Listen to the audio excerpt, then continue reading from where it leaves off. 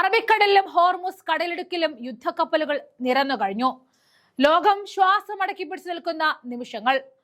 ഒരു വശത്ത് ലോകത്തിന്റെ യജമാനന്മാരാകാൻ വെമ്പുന്ന അമേരിക്കൻ അഹങ്കാരം, മറുവശത്ത് വിട്ടുകൊടുക്കുവാൻ തയ്യാറല്ലാത്ത ഇറാന്റെ വീറും വാശിയും.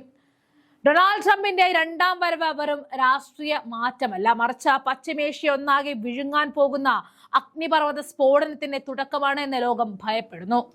അമേരിക്കൻ അഹങ്കാരത്തിന് ഇറാന്റെ താക്കീത് എന്ന സന്ദേശം കേവലം വാക്കുകളിൽ ഒതുങ്ങുന്നതേയല്ല. കടലിലും കരയിലും ആകാശത്തും ഇറാൻ തങ്ങളുടെ പടക്കോപ്പുകൾ നിരത്തിക്കഴിഞ്ഞു.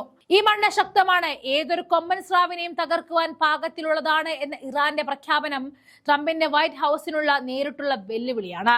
പശ്ചിമേഷ്യയിൽ അമേരിക്ക നടത്തുന്ന നീക്കങ്ങൾ അന്താരാഷ്ട്ര ഭീകരതയുടെ മറ്റൊരു രൂപമാണ് എന്നാണ് ഇറാന്റെ ആരോപണം. അമേരിക്കയുടെ ഹിറ്റ് സ്ക്വാഡുകൾ ശത്രുക്കളെ വേട്ടയാടാൻ ഇറങ്ങിത്തിരിക്കുമ്പോൾ അതിനെ പ്രതിരോധിക്കാൻ ഇറാൻ തങ്ങളുടെ നാവികസേനയെയും മിസൈൽ റെജിമെന്റുകളെയും സജ്ജമാക്കിയിരിക്കുന്നു.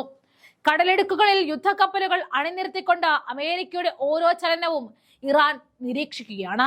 തൊട്ടാൽ കത്തിയമരുമെന്ന ഇറാന്റെ മുന്നറിയിപ്പ് കടലിലെ ഓരോ തിരമാലകളിലും ഇപ്പോൾ പ്രതിധ്വനിക്കുന്നുണ്ട്. വെനസ്വേലിയൻ ആകാശത്ത് കണ്ട ഓപ്പറേഷൻ സതേൺ സ്പിയർ പോലെയുള്ള സൈനിക നീക്കങ്ങൾക്ക് അമേരിക്കയുടെ പുതിയ യുദ്ധതന്ത്രങ്ങളുടെ ഭാഗമാണ്. നിശബ്ദമായി വന്നെത്തുന്ന മരണദൂതന്മാരെ പോലുള്ള അമേരിക്കൻ ഡ്രോണുകൾ വിണ്ണിൽ വട്ടമിടുമ്പോൾ അവയെ തകർക്കുവാൻ അത്യാധുനികമായ വ്യോമ പ്രതിരോധ സംവിധാനങ്ങളാണ് ഇറാൻ ഒരുക്കിയിരിക്കുന്നത്.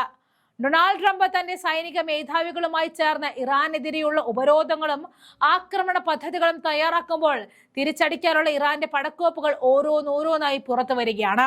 തങ്ങളുടെ പരമാധികാരത്തിന് നേരെ ഉയരുന്ന ഏത് കൈയും വെട്ടിമാറ്റുമെന്ന ഉറച്ച നിലപാടിലാണ് ടെഹ്റാൻ ഉള്ളത്. ഇതൊരു കേവല യുദ്ധക്കളമല്ല, മറിച്ച് അതിജീവനത്തിനായുള്ള പോരാട്ടമാണ്. ഉപരോധങ്ങൾ കൊണ്ട് ശ്വാസം മുട്ടിച്ചും ഹിറ്റ് സ്ക്വാഡുകളെ വിട്ട് നേതാക്കളെ വകവരുത്തിയും ഇറാനെ തകർക്കുമെന്ന അമേരിക്കയുടെ വ്യോമവാഹം മാത്രമാണെന്നും അവർ ആവർത്തിക്കുന്നു. അമേരിക്കൻ കപ്പലുകൾക്ക് നേരെ തങ്ങളുടെ മിസൈലുകൾ ലക്ഷ്യം വെച്ച് കഴിഞ്ഞു എന്ന സൂചന നൽകിക്കൊണ്ട് ഇറാൻ തങ്ങളുടെ കരുത്ത് തെളിയിക്കുകയാണ്.